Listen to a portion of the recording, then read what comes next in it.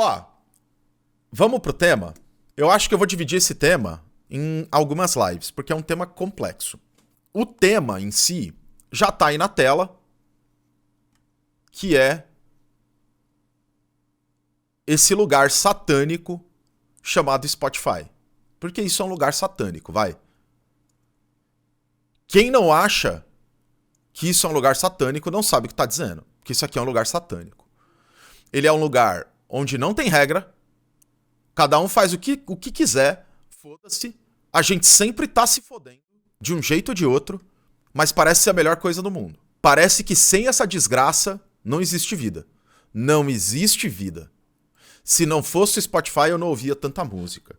Ah, porque eu tenho 3 bilhões de horas de músicas no Spotify. Vira até uma tarja, uma tarimba, um selo. Selo ouvinte de Spotify. Pá! Eu tenho 100. Eu lembro no final do ano passado, a galera, tipo, mandando, não, porque eu tenho 400... Eu vou estar no Creep, hein? Eu tenho 400 milhões de horas no Spotify. Meu Deus! Eu tenho 500 milhões de horas no Spotify. E eu, tipo... Tá, legal. E eu não tô criticando quem fez, não. Mó galera fez e tal, da hora. Mas, tipo... É música dentro de uma plataforma, né? Não existe música de outro jeito. Durante muito tempo a gente aprendeu que sim. Existem várias formas de fazer a parada de outro jeito. Mas, de alguma forma, o Spotify dominou todo mundo. Todo mundo. E a gente, de repente, de uma forma... Não é de repente, né? Depois de muito tempo, mas ainda assim. A forma de escuta foi mudando. A forma de lidar com o material musical foi mudando. A forma de lidar com o conteúdo musical foi mudando. Então, assim, a galera tá falando dos MP3 e tal. Vamos fazer uma breve recapitulação? Breve recapitulação aqui. Anos 70. Melhor época maravilhosa da produção de discos da humanidade. 68, 72. 75, vai. Beleza. Nesse período de tempo, como que se consumia música naquela época? Música era consumida através, especialmente, do... Como é o nome? Do rádio. O rádio era fundamental naquela época. E o rádio foi fundamental durante muito tempo. É o rádio, por exemplo, que coloca na nossa cabeça que existe uma coisa chamada curadoria musical. E essa curadoria vai ser feita por uma equipe ou por uma pessoa. E a responsabilidade dessa equipe ou dessa pessoa é passar para você uma seleção de músicas ali de um determinado tema, de uma determinada ideia, de um determinado afeto, uma música para agitar, uma música calma, dependendo do horário do programa de rádio. Tudo isso, né? As coisas vão mudando ali. Mas ainda assim, o rádio esteve presente durante a nossa, assim, como forma principal de consumo de música na nossa história da humanidade durante todo o século XX. E nesse período que eu falei, final dos anos 60, começo dos anos 70, era o rádio que imperava. Por conta da curadoria, tem um aspecto que o rádio cria, e isso não é nessa época, tá? Isso também é muito antigo, e é desde o início da venda de mídias mesmo, né? De mídias fonográficas, digamos assim, discos, LPs e etc. Mas o rádio, enquanto um veículo de comunicação, o que ele fazia era te apresentar coisas que talvez você gostasse. Porque se você gostar do que ele te apresentasse, a ideia era que você fosse até a loja comprar aquele compacto que você ouviu. E aquele compacto ia conter 2 canções, geralmente. Uma canção que é a que você ouviu na rádio e um B-side, um lado B. Uma música que não necessariamente é a música, sei lá, a mais que a gravadora achou que era mais que ia fazer mais sucesso da banda, mas é uma outra faixa daquela banda, daquele grupo, daquele artista, que é seu. E que você vai colecionar. E que não vai tocar na rádio. E aí, conforme você vai curtindo, você vai gostando, você vai se interessando, não necessariamente a música de trabalho, sim, mas se você vai curtindo, você vai se interessando, você vai pegando ali a vontade de ouvir aquele artista ou aquele artista mais, A ideia é que a rádio tá te dando só a primeira página desse livro. Pra ver a página 2, você compra. Que é o mais, é o a mais que você quer daquele artista, daquela artista. A lógica no começo é compacto. Depois ela passa a ser discos mesmo, os LPs, que a gente conhece, os long play. Que é os discão, os bolachão, várias músicas também, 2 lados. Mas aí a gente já tá falando de você comprar um material que não vai te entregar 2 músicas, uma de cada lado, mas vai te entregar 8. Vai te entregar 10. Olá, relaxa, Natasha. É o lado B, é a A24 da indústria fonográfica. Sim. Mas assim, ele não vai te entregar mais 2 músicas, ele vai te entregar uma série de músicas. E essa série de músicas vão ser de fato o que o artista pensou na construção daquele trabalho num primeiro momento. Seja esse disco conceitual ou não. Pode ser só uma coletânea de hits. Mas o que a rádio fazia era olhar para um disco que tem ali 10 músicas, junto, é lógico, né, com interferência direta das gravadoras, interferência direta de vários, enfim. Mas o que a rádio fazia era te dar uma pequena gotinha daquilo que você talvez pudesse gostar, que ia te motivar para ir até uma loja e comprar aquele disco e guardar na tua casa. É por conta da rádio, por exemplo, que a gente entra numa noia dentro do capitalismo que é de colecionar discos, por exemplo. Por quê? Porque na rádio vai embora.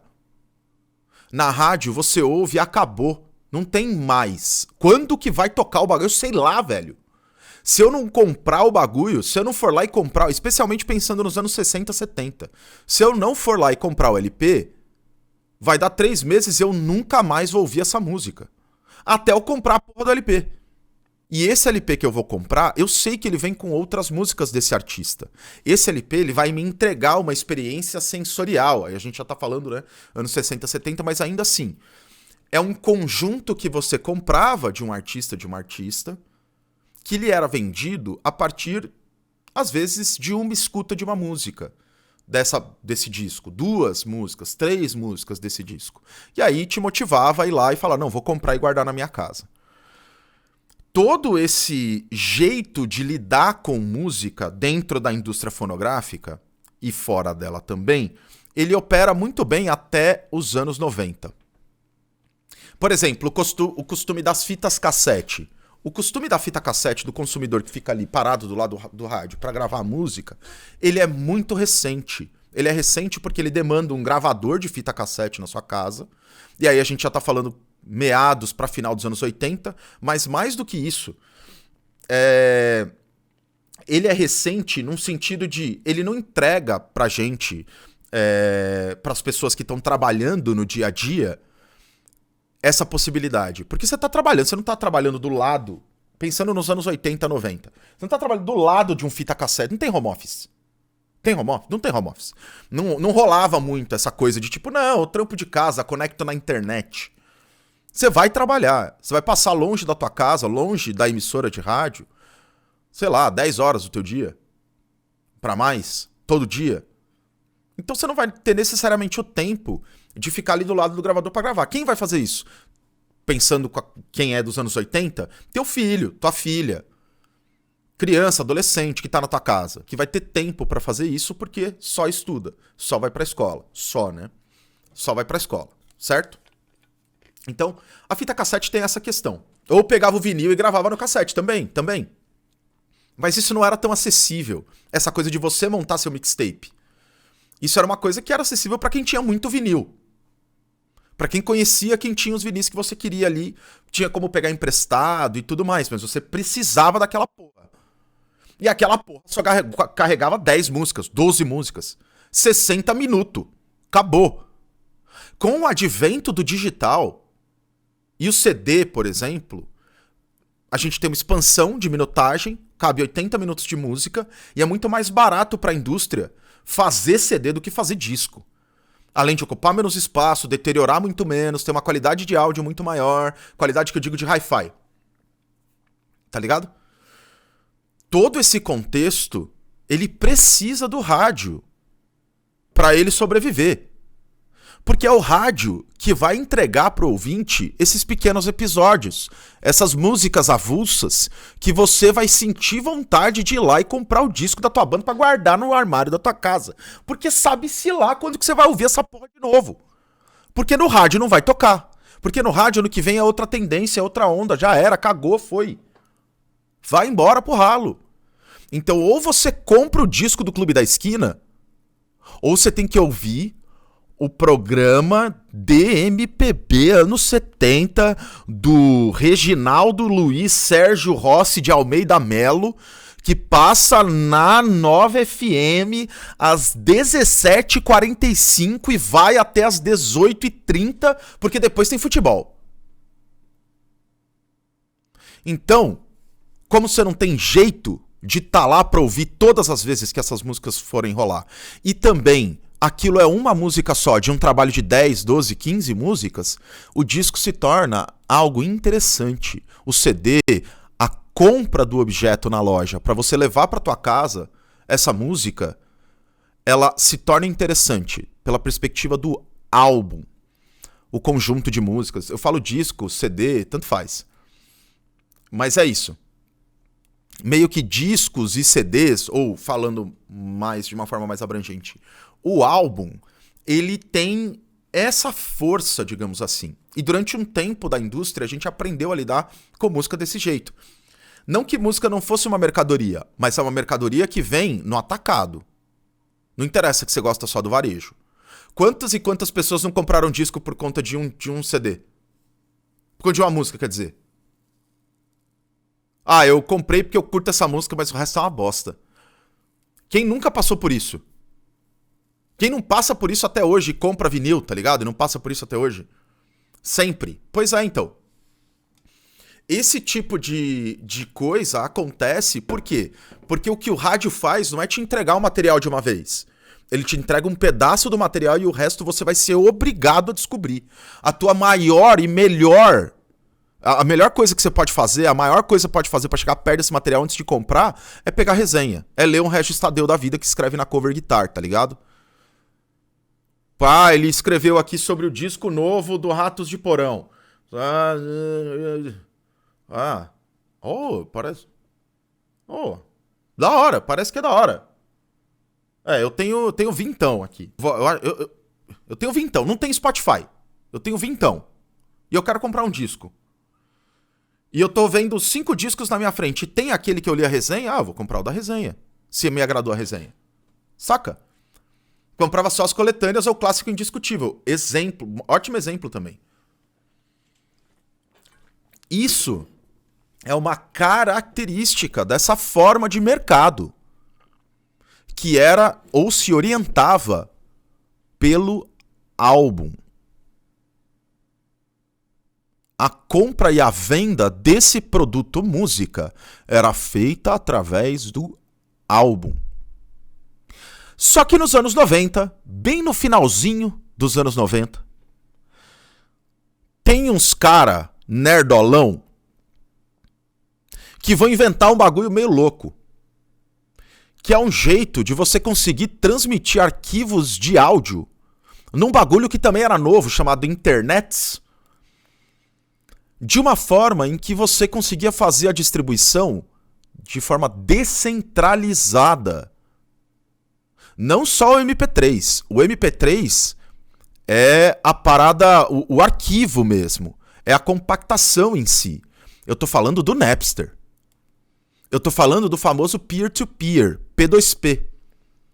A ideia de montar uma parada do tipo, pera, agora que a gente consegue comprimir esses arquivos de áudio e fazer eles menores, se eu tiver um tanto de arquivo no meu PC e você tiver um tanto no seu PC, nós pode compartilhar, caralho.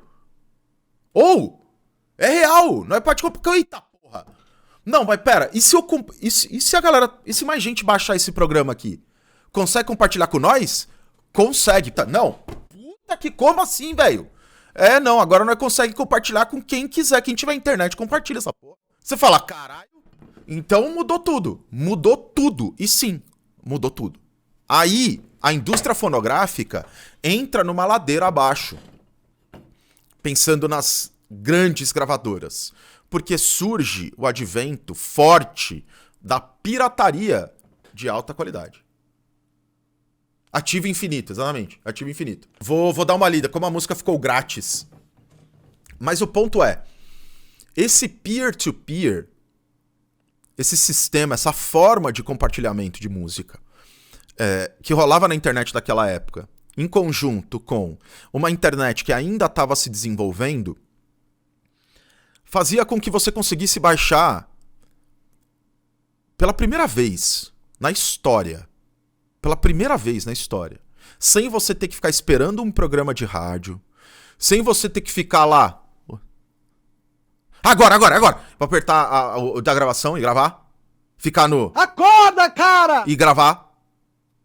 Pela primeira vez, você conseguia escolher o que você ia ouvir. Real. Você, pela primeira fucking vez na história da sua vida, conseguia montar uma coletânea de áudio de altíssima qualidade. Pela primeira vez. Isso é um marco que vai iniciar um processo que hoje a gente vê muita crítica, que é o processo das famosas playlists. Por quê que eu tive que fazer todo esse panorama? Porque com o Napster, o que acontece com um material único de um disco é, pela primeira vez, o consumidor consegue quebrar esse material. Como quiser. Ele pode escolher o que ele vai ouvir desse material ou não. E para que isso se transformasse numa tendência de escuta, era só uma questão de tempo. O Napster era do final dos anos 90. Vamos pegar aí... Eu não sei se é exatamente 98, 99, sei lá. Final dos anos 90. Vamos falar, anos 2000. Em menos de 10 anos, de 2000 a 2010, essa indústria já se revolucionou várias vezes em cima desse pequeno e único dado de que não mais você precisava de um disco inteiro para ouvir a banda que você gosta. Você não mais precisava ficar aguardando na rádio. Você não precisava gastar dinheiro. CD era caro. Gastar dinheiro num disco que você vai ouvir 3 músicas, 2 músicas. Isso a gente nunca pode perder de vista. Porque a gente nunca ouviu música desse jeito.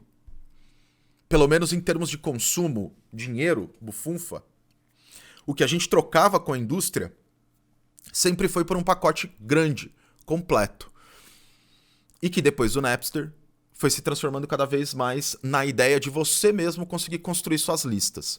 A indústria, num primeiro momento... Tá ligado? Aqueles desenhos tipo Tom e Jerry, quando um dos personagens está vendado e com uma arma na mão? Pode ser uma serra elétrica, pode ser um martelo, e aí vira um puta desastre, uma arma, puta que pariu, começa a destruir a porra toda, assim. A indústria, num primeiro momento, é desse jeito. Ela pega e olha pra parada e fala assim, puta merda, fodeu. Porque a pirataria meio que pega muito de surpresa e muito rápido. Muito rápido, ao ponto de até os caras do Metallica ficar doidão e fazer as merda. Por quê? Porque os caras têm medo. De fato, eles têm medo. É bug do milênio. Bug do milênio vai virar, os computadores não sabem botar 0 no final. E aí, nossa, meu Deus, vai acabar o mundo. Era meio que isso, saca? Acabou. Porque essa era a propaganda da própria indústria. Era a propaganda do acabou. Não, acabou. Terra arrasada, tá? Não existe mais arte, não existe mais música. E aí, ó, artistas, acabou. Vocês, acabou. Não vai existir mais arte e daqui 5 anos é Mad Max, tá? Aí os artistas vai lá, fala do Napster de um lado, aí tem o Radiohead do outro lado que fala, não, caralho, vamos lançar tudo na internet, vamos fazer um movimento contrário da indústria. Porque a gente quer que essa música seja acessível, ou seja, o Napster traz um debate que é, pera, mas música não é um conteúdo criativo e conteúdo criativo não deveria ser acessível? Afinal, ele é etéreo? Você tem uma música, você põe a música debaixo do braço? Você não põe. Tá lá, a música tá no éter. Por que uma bosta de uma gravadora pode catar e falar, não, tá no éter, mas o éter é meu? Pera. Não dá pra fazer isso. Radiohead e outras bandas, por exemplo, que foram nesse movimento, abrem essa discussão. E é uma discussão fundamental, inclusive. Mas assim, nesse primeiro momento, a forma como a indústria lidou com tudo foi uma forma meio sem saber o que fazer, jogando os artistas uns contra os outros e a favor de pirataria, contra a pirataria, porque na verdade a indústria tava apavoradaça. Apavoradaça, assim. Tá ligado? Apavoradaça. Mas a indústria, ela é resiliente. Ela não morre do dia pra noite. São bilhões e bilhões e bilhões e bilhões e bilhões e bilhões e bilhões e bilhões de dólares. Não vai ser do dia pra noite, então ela perde muito dinheiro. Mas rapidamente vira uma chave na indústria. O mundo mudou e a gente tem que mudar junto. O mundo mudou e a gente tem que mudar junto. E o que significa a gente mudar junto? Nós temos que observar, analisar, estudar e investir em iniciativas que façam afronta à pirataria. Vocês entendem como eu vim parar no Spotify? Fez sentido o panorama? O iTunes é a primeira tentativa de fazerem isso. Mas isso começa de fato, e as gravadoras começam a operar mais bem por baixo dos panos ali, ó, fazendo direitinho o jogo. Isso acontece de uma forma mais direta no momento em que a gente tem já um enfraquecimento do iTunes e um fortalecimento da música via streaming. Não a que você paga para ouvir 99 centavos como era no iTunes. No iTunes você podia comprar uma música de um disco. Ah, desse disco aqui inteiro do Pearl Jam, eu gosto só dessa música aqui. Então eu não vou comprar o disco inteiro, eu vou pagar 99 centavos de dólar por essa música em específico. Isso é o método iTunes, uma primeira tentativa da indústria de mudar a sua forma de venda. Então, tá bom, eu não vou mais vender álbum. Eu entendo que eu vou perder uma grana com isso, mas eu entendi que ninguém quer álbum mais, tá? Então eu não vou mais te vender álbum. Tá bom? Eu vendo música avulsa, eu aceito, eu aceito. Vocês venceram. Eu vou vender música avulsa. Eu topo. Isso se chama iTunes e outros serviços parecidos que surgiram na época. A grande virada veio por conta de uma empresa que não é da música.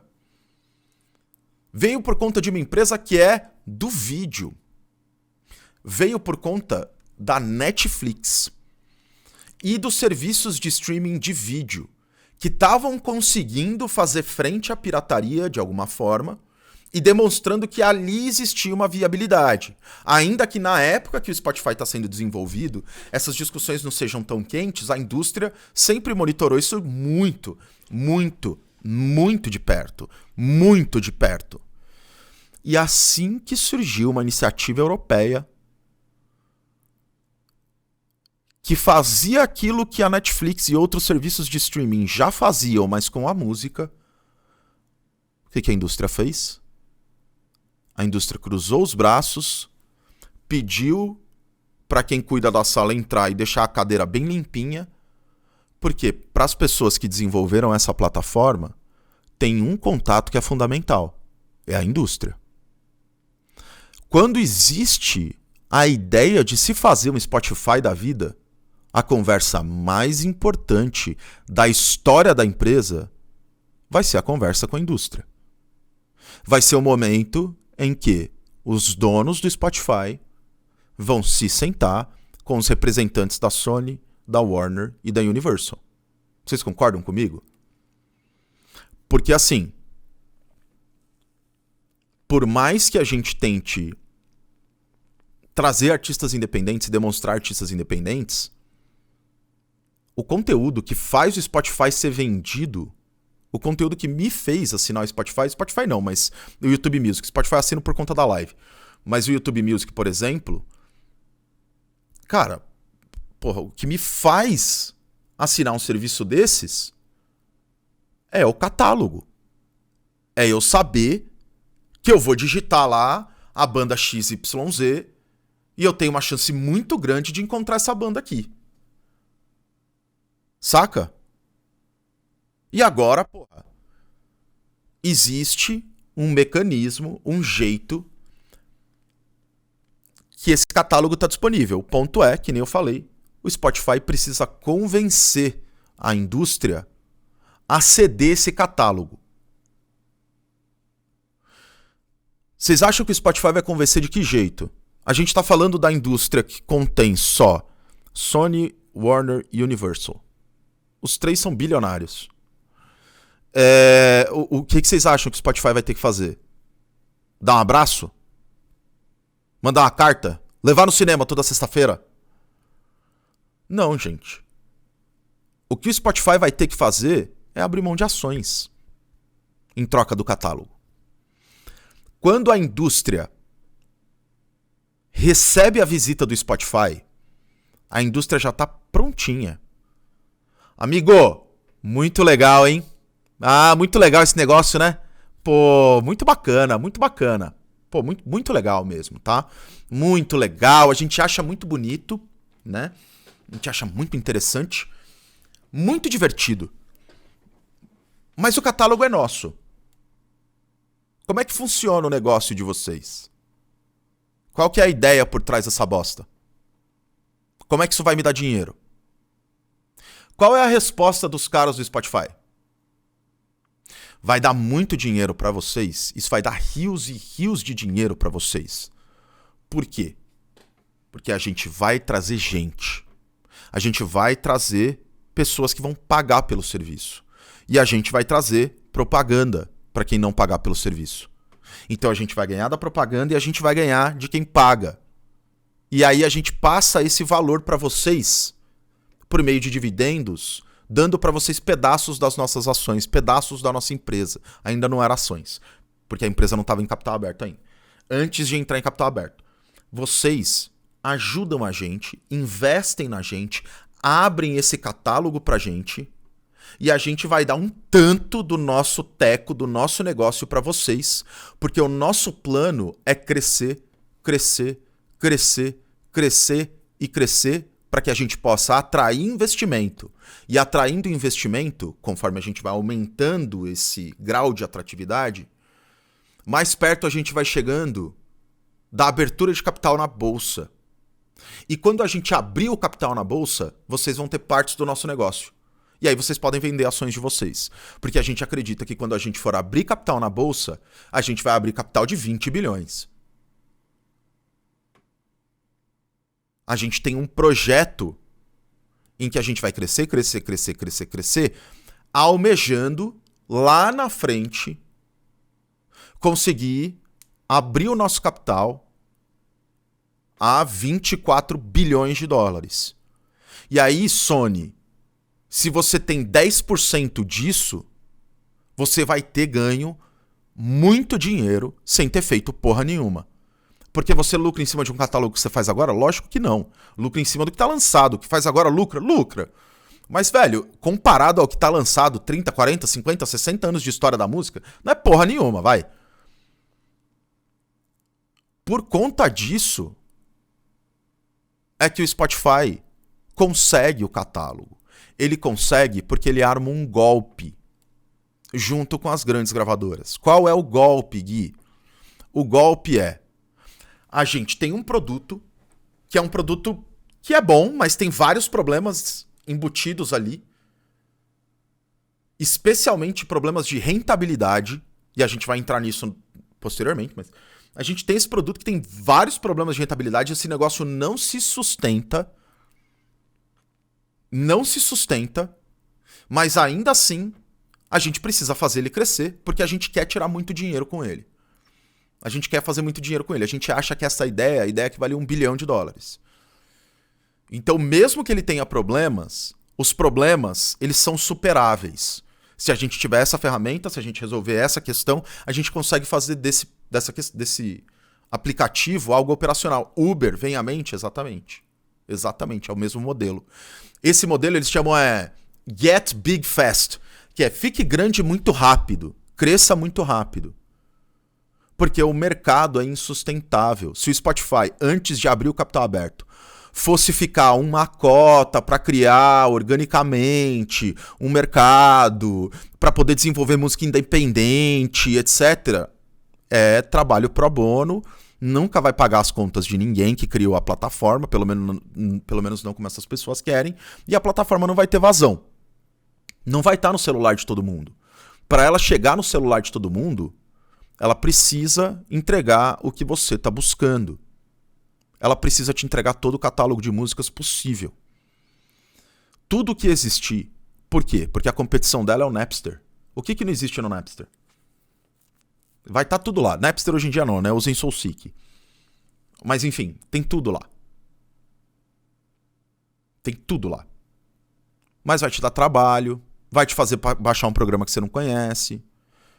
Por R$19, você não precisa fazer nenhum, não precisa ser hacker, não precisa fazer nada. Basta você baixar meu programa e de repente você vai ter tudo.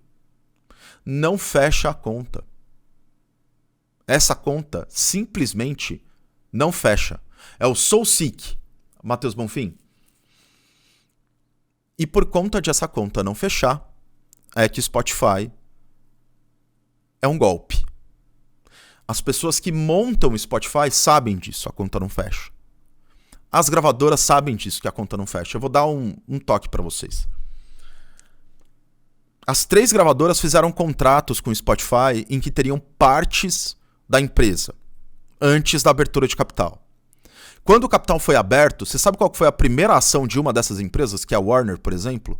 Vender as ações. Qual que era a expectativa da Warner? Era o golpe. É que nem foi feito com o NFT. Saca? Golpe em quem? A gente... Isso é mais complexo, né? Mas o golpe, ele é basicamente sobre produtores independentes dentro dessa plataforma. Por quê? Porque essa plataforma, ela gera muitos números, ela cresce, infla muito os números que tem também, muito por causa de trabalho independente, trabalho de artista que não ganha porra nenhuma com ela e que não tem uma gravadora por trás para dividir royalties. Então, se vocês forem pegar artistas independentes, não é um, não. São vários os casos de artistas que têm mais de 1 milhão de stream em música e não ganha porra nenhuma. Tem vídeos e vídeos e vídeos de compositores falando quanto que eu ganhei no Spotify com esse lançamento, quanto que eu ganhei no Bandcamp com o mesmo lançamento. E no Bandcamp é tipo 4 vezes mais. Em um período muito mais curto de tempo, às vezes.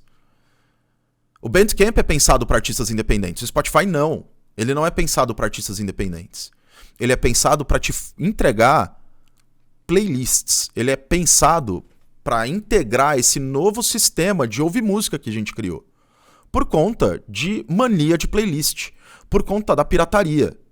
Toda essa mudança que foi demorada e gradual de uma escuta que era orientada pelo álbum para uma escuta que é completamente orientada por playlists e singles, e eu não tô criticando um ou outro, pelo amor de Deus, tá? De forma alguma. Mas tanto de um lado quanto de outro, seja, enfim, o que você vai ter de panorama que a indústria vai oferecer é, olha, as pessoas hoje ouvem como playlist, aqui tá a playlist. E além disso, para pirataria, você tá fazendo algo ilegal. Se você me pagar, você não tá fazendo algo ilegal. E você pode ter todas as músicas do mundo. Todas elas. Todas. O Spotify te coloca frente a todas. Falaram do Tidal. Todos os serviços funcionam do mesmo jeito e todos eles tiveram os mesmos acordos com as gravadoras no começo, porque todos eles precisam do catálogo. Então não interessa a plataforma. O catálogo pertence a 3 grandes nomes: Warner, Sony e Universal. Se você só segue artistas independentes, você não ouve nada dos anos 70, nada dos anos 80, nada dos anos 90 que não seja completamente independente e nenhuma gravadora encostou a mão, provavelmente você não tá no Spotify, você não tá no Tidal. Você já vai estar baixando seus MP3. Porque para fazer isso você não vai conseguir encontrar muita coisa nas plataformas. Vai ter muita banda que não vai estar lá. que não vai querer se colocar lá, que não vai ter esse interesse. Ou vai estar lá, mas tipo, da hora da banda tá no YouTube, que é muito mais fácil pra banda colocar no ar, enquanto no Spotify a banda tem que pagar de alguma forma, ou coloca no OneRPM, que tem outros problemas, etc, etc, etc, etc. Saca? Então assim, o ponto é que o Spotify faz é entregar uma coisa pra gente que tem muito a ver com a nossa nova forma de lidar com música. E ele faz isso, de novo, através de um golpe. E o golpe que o Spotify dá é você imaginar que o que você está vendo, de fato, são diferenças. São questões e bandas que têm caminhos completamente diversos. Quando, na verdade, de uma certa forma, se a gente deixar a expressividade de lado, a questão artística e pensar em números, tudo faz parte de 3 grandes nomes. E esse núcleo de 3 empresas... Cadê o... Acorda, cara! Oligopólios. Esse núcleo de 3 empresas, unicamente, detém uma parte tão gigantesca do catálogo que essas empresas conseguem jogar com as ações do Spotify para poder vender tudo. Não porque querem investir no mercado, no futuro da música. Não. Eu pego as suas ações para vendê-las quando eu puder vender. Porque eu sei que você vai estourar. E aí eu vendo, mas eu não acredito na tua proposta. Porque eu sei que ela não dá certo. Eu sei que ela dá errado. E aí eu vou dar mais um dado para vocês. Por mais que as gravadoras tenham num determinado ponto. Hoje, a Warner não tem mais nenhuma ação do Spotify diretamente. Talvez tenha por fundos de investimento de terceiros, a gente não sabe. Mas diretamente ela não tem. Quem tem é a Sony e a Universal. As duas juntas somam, acho que 7% das ações totais do Spotify. Elas não têm ações que sejam ali ações em que elas vão mandar na empresa. Elas não precisam mandar na empresa. Não existe essa demanda. Foda-se. As ações que elas têm ali são só para garantir que mesmo quando o Spotify gerar lucro através de artistas independentes, as gravadoras vão ganhar. Porque elas são donas das ações do Spotify, elas lucram com dividendos. Então isso faz com que elas possam pegar uma fatia do bolo que não é delas e não chegaria perto delas. Porque qual que é o ponto? As grandes gravadoras, as gravadoras gigantescas, elas têm um catálogo que elas adquiriram ao longo do tempo. Então, por exemplo, a Copacabana, uma gravadora brasileira, todo o catálogo dela foi adquirido, se eu não me engano, pela Universal. Posso estar falando besteira, ou foi a Sony ou foi a Warner, uma das 3. Mas enfim, várias outras gravadoras passam por esse processo e existem vários nomes menores que a gente pensa que, nossa, não, essa é independente. Não, geralmente tá todo mundo debaixo do mesmo guarda-chuva dessas 3. Artistas verdadeiramente independentes no Spotify não dão nem 30% do número de músicas tocadas no aplicativo. Ou seja, mais de 70%, muito mais de 70%, são músicas que fazem parte desse conglomerado. Então, tendo um tanto de ações, essas empresas lucram quando as ações sobem do Spotify. O que é bom para essas empresas. Mas onde essas empresas lucram de verdade é nos contratos de royalties que fazem com seus artistas. E é isso que a gente vai deixar para a segunda parte do papo. Por que a gente vai deixar para a segunda parte do papo? Porque é complexo e é denso. E eu não quero fazer isso numa live em que a gente já está aqui há 2 horas falando sobre esse tema e é um tema cansativo. Então, para a gente parar por aqui hoje, a gente vai colocar uma vírgula aqui e a gente vai retomar esse assunto amanhã para que a gente possa falar disso de novo. Isso é fundamental e eu acho que vai ser muito relevante para quem está tentando entender como funciona a indústria cultural, como funciona esse sistema que é essa desgraça chamada Spotify.